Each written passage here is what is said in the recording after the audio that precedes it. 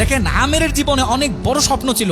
সে হজ করতে যাবে, সে কাবাগর তাওয়াফ করবে, এটা তার স্বপ্ন ছিল। এবং গত পরশুদিনই তার হজের ফ্লাইট ছিল। সে যখন এয়ারপোর্টে আসলো, পাসপোর্টে নিরাপত্তাজনিত কিছু সমস্যার কারণে তাকে একটু দাঁড় করিয়ে রাখা হলো। সমস্যার সমাধান যখন হলো, তাকে যখন ছেড়ে দেওয়া হলো, তখন আসলে অনেক দেরি হয়ে গেছে। কারণ আমেরের সাথে অন্যান্য যে হজ যাত্রী, তারা এতক্ষণে বিমানে উঠে গেছে এবং বিমানের দরজা ভিতর থেকে বন্ধ করে দেওয়া হয়েছে। তখন সেই এয়ারপোর্টের অফিসাররা সেই পাইলটের সাথে কথা বলল, পাইলটের সাথে যোগাযোগ করলো, পাইলটকে বলল যে দেখেন, একজন হজ যাত্রী নিরাপত্তাজনিত কিছু সমস্যার কারণে বিমানে উঠতে একটু দেরি হয়ে গেছে, তাকে একটু বিমানে উঠিয়ে নেন। সে বিমানে উঠতে পারে নাই।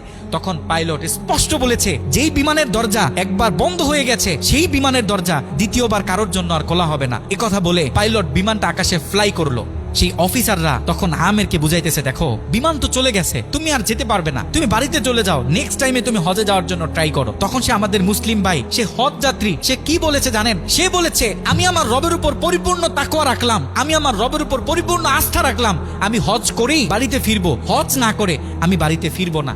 কথা বলে সে এয়ারপোর্টে দাঁড়িয়ে রইল। ঠিক কতক্ষণ পর সেই বিমান থেকে এয়ারপোর্টে মেসেজ করা হলো যে বিমানের ভিতরে যান্ত্রিক সমস্যা দেখা গিয়েছে, খুব ইমার্জেন্সি, বিমানটা সেই এয়ারপোর্টে ল্যান্ড করতে হবে। বিমানটা যখন এয়ারপোর্টে ল্যান্ড করা হলো, যান্ত্রিক যে ত্রুটি, এই ত্রুটিগুলো যখন সমস্যা সমাধান করা হচ্ছে, তখন সেই অফিসাররা সেই পাইলটের সাথে কথা বলেছে যে দেখেন, কোনোভাবে এই যাত্রীটা একটু নেওয়া যায় কিনা। সে তো হজ করার উদ্দেশ্যে বাড়ি থেকে বের হয়েছে, সে তো বাড়িতে যেতে চাচ্ছে না, হজ না করে তাকে একটু নিয়ে নেন।